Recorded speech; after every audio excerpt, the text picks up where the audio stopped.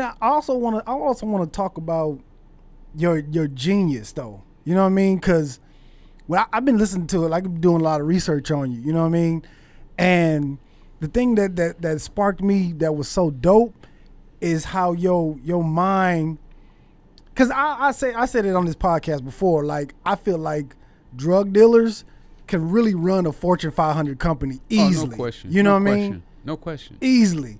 And I'm just like, I want to talk to Rick about how he manifested. No, we can start a 500 company. We can start a company that can become a 500 company, or we can do like Reginald Lewis did and take one over.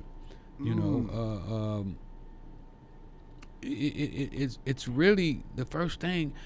See, with us as blacks, is that we've been beat down by the system so bad, especially the black male. You know, we've been hammered by the system, you know, into believing that we're dope dealers. You know, you can't do nothing but sell dope, pimp. If you're good, you can rap. And if you're real good, you can run a football or play basketball. Other than that, y'all done. But me now, I know a doctor that's probably the smartest doctor in the whole world. You know, Dr. Leslie Ray Matthews, he been telling everybody that he could have solved the coronavirus problem, and nobody really listened. I've helped 10 people get out of intensive care. From coronavirus? From the coronavirus. Yes, the doctors didn't know what to do. And I get on the phone with them. I say, hey, tell your doctor to check your vitamin D level. And they check their vitamin D level. Oh, my vitamin D level is depleted.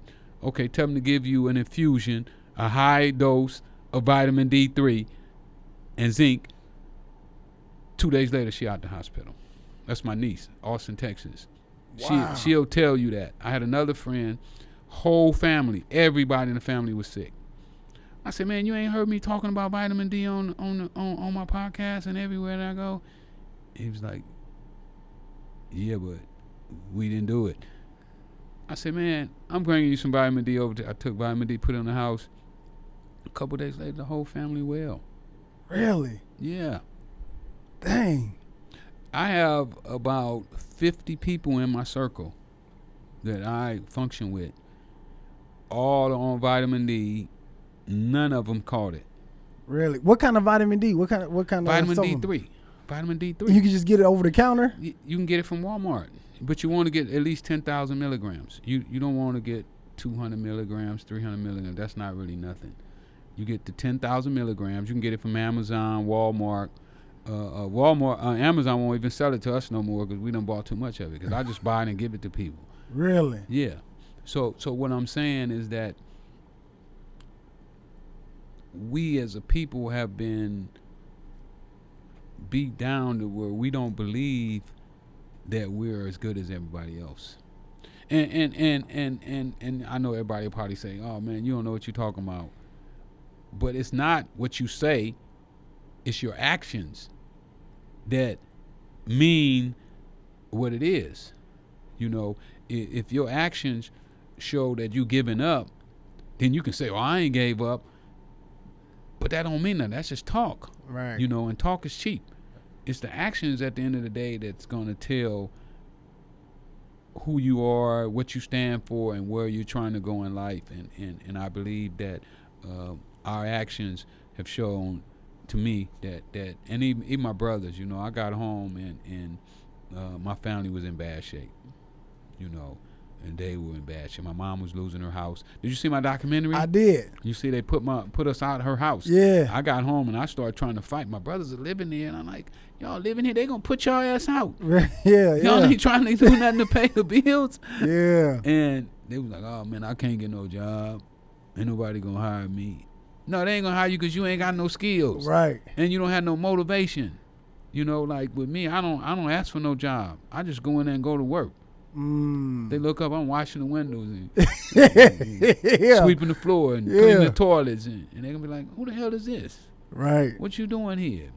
I'm working. You ain't gonna get no check. I didn't come here for no check. Right. You know, first thing I tell people when I'm in, I don't work for money.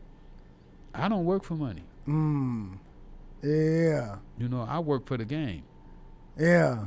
And if you work for the game, you know, you're running back, you're going in the field, and you might not get drafted, but you start breaking them yards, you start breaking them 30-yard runs and 40-yard runs, they're going to be like, man, we trying to hold on to you. Somebody going to find you a check. Somebody going to find you a check. Yeah, You know what I'm saying? yeah. And that's the way we have to deal with it. We can't just sit around and but that's the way the society has taught, though, you know, like when I was in prison, you know, I read articles of I read this article one time. They say this lady was sick and she went to the hospital.